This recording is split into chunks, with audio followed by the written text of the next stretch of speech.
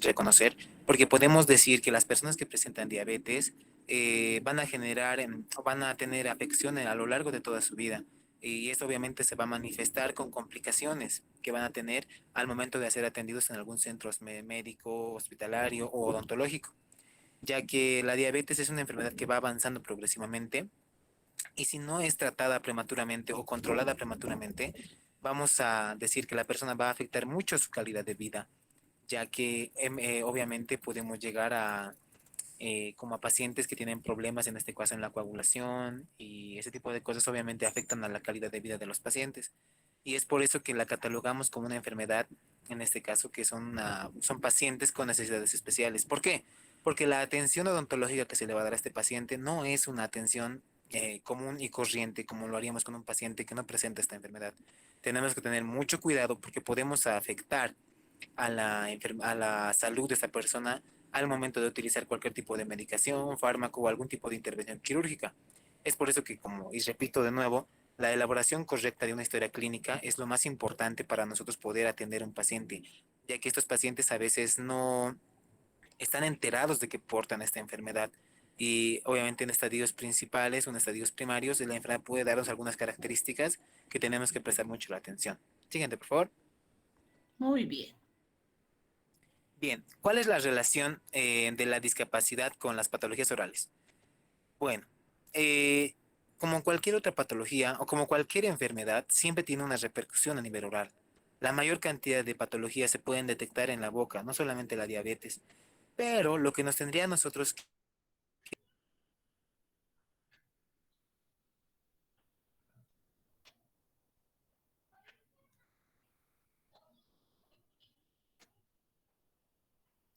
Se perdió la voz. Estaba yendo maravilloso.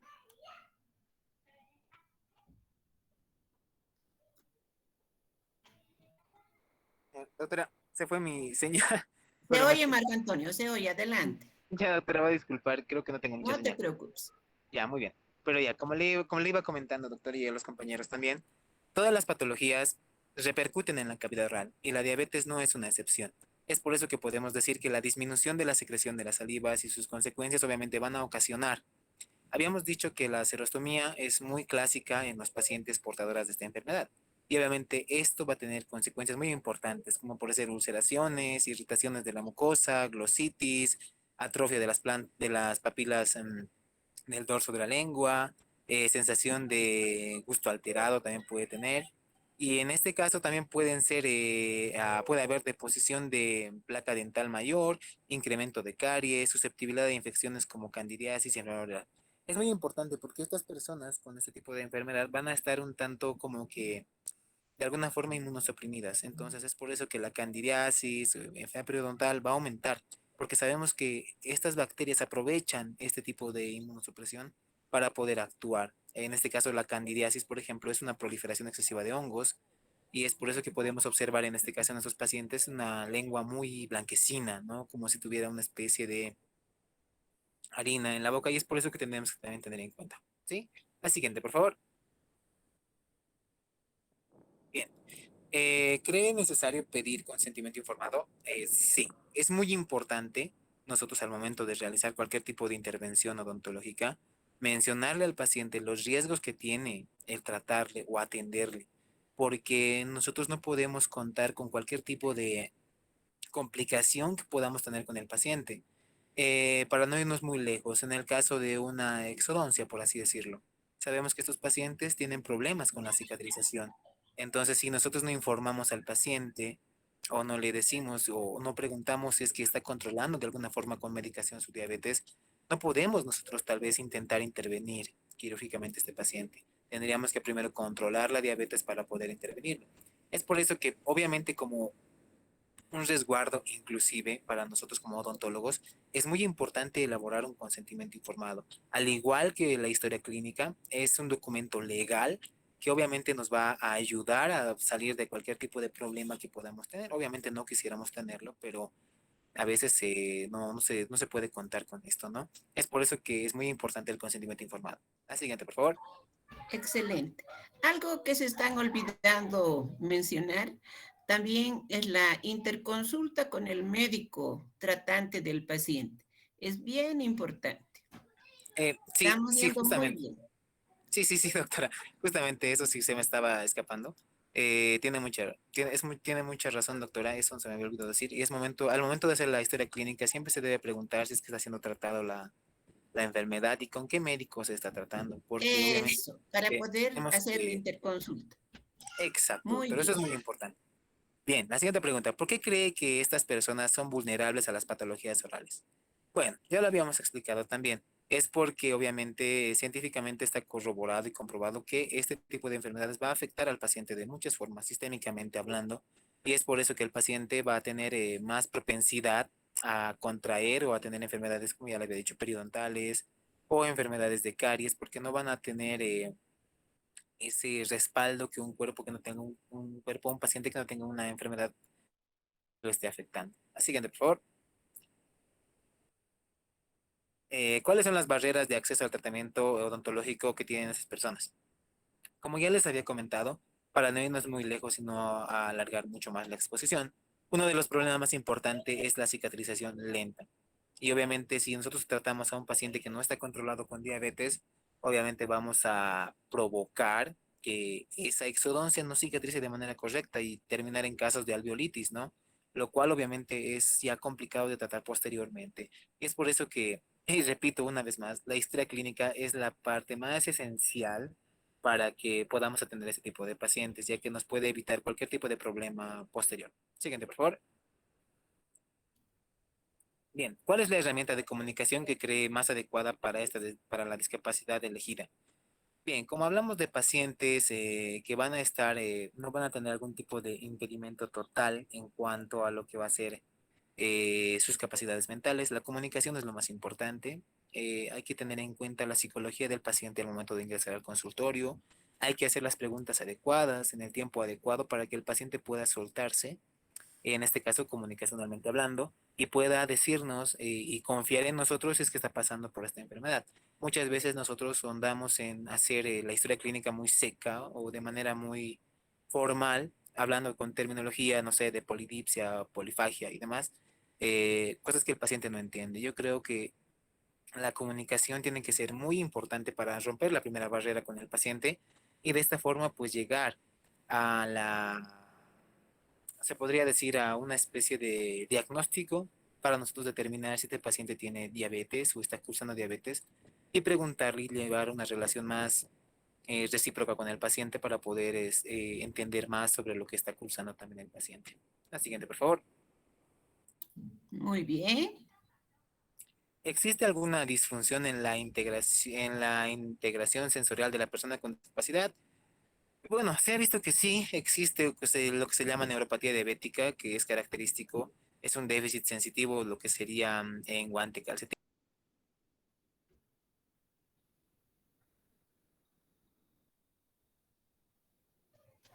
Se volvió a perder. Estamos yendo bien.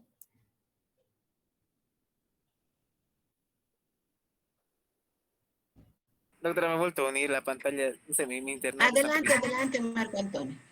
Ok, doctora. Como les había Está muy dicho, es bien. el guante calcetín y la pérdida de lo que sería la disminución del reflejo aquileo, ¿no? Entonces, vamos a ver que la diabetes obviamente va a afectar a lo que son las fibras nerviosas pequeñas para tener, en este caso, solo los reflejos de los pacientes. Obviamente esto no forma parte de una discapacidad tan severa como tal, pero queríamos nosotros hacer referencia porque también es muy importante ver que este tipo de pacientes ven reducida su calidad de vida por ese tipo eh, por ese tipo de alteraciones que van a tener después cuando están cursando esta enfermedad, ¿no? Es muy importante. La siguiente, Excelente. por favor. La siguiente, por favor. Eso, muy bien. ¿Cuál cree que deba ser el manejo odontológico adecuado del portador de esta discapacidad? Bien, como estamos hablando de un paciente que está, bueno, técnicamente está con una patología, está enfermo con la enfermedad de la diabetes, nuestro tratamiento tiene que ser riguroso en cuanto al protocolo recomendado del tratamiento de un paciente diabético, ¿no? Desde el momento de la anamnesis, desde el momento de la elaboración de la historia clínica, tenemos que tener mucho cuidado al realizar. ¿Por qué? Porque, como ya lo había dicho hace un momento atrás, la historia clínica va a develarnos muchas cosas del paciente. La inspección oral también tiene que ser muy buena, muy buena. El examen intraoral tiene que ser exhaustivo. Tenemos que ver ulceraciones, tenemos que ver coloración de lengua, tenemos que ver ese tipo de situaciones muy importantes. Tenemos que tomarle la presión al paciente, tenemos que pedirle exámenes de laboratorio que sí son importantes. Tenemos que pedir un examen de glicemia, tenemos que pedir un hematocrito, tenemos que pedir los factores de coagulación para nosotros poder atender a este paciente, porque de esa forma también nosotros podemos atender con toda seguridad y pensar que no vamos a tener ninguna complicación posoperatoria. También tenemos que tener en cuenta las complicaciones que podemos tener, y eso es muy importante. La siguiente, por favor. Como podemos observar ahí, ese es el protocolo que habíamos investigado con el grupo. Es muy bueno y es muy importante. Yo creo que nos tardaríamos demasiado en mencionando cada uno de los acápites.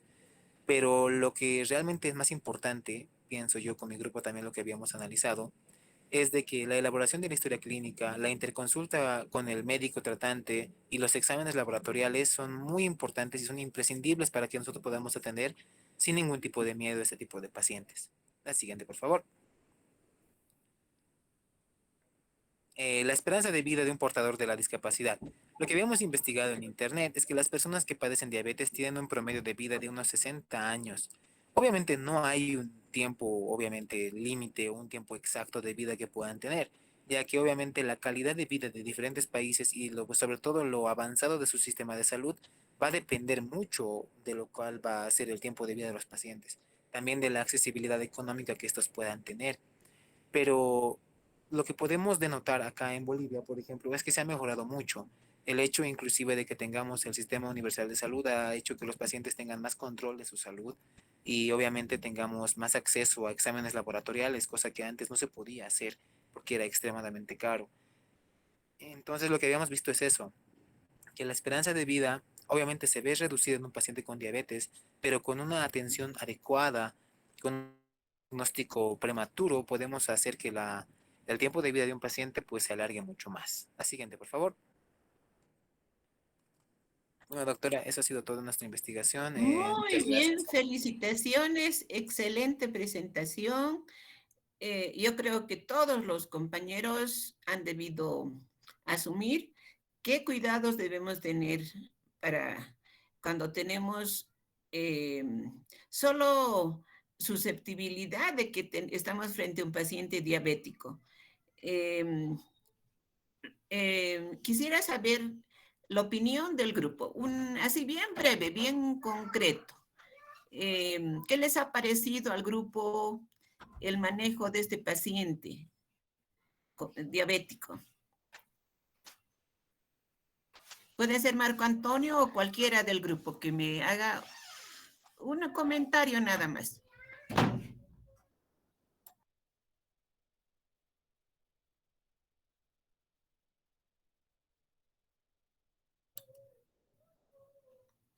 Dale, Marco Antonio, no se animen tus compañeros.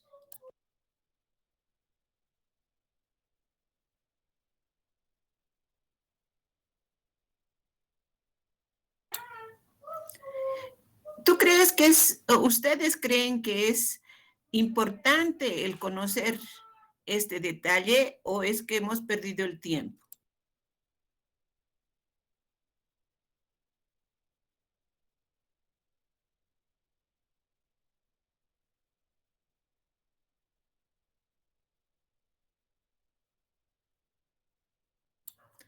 Quiero un comentario personal, breve,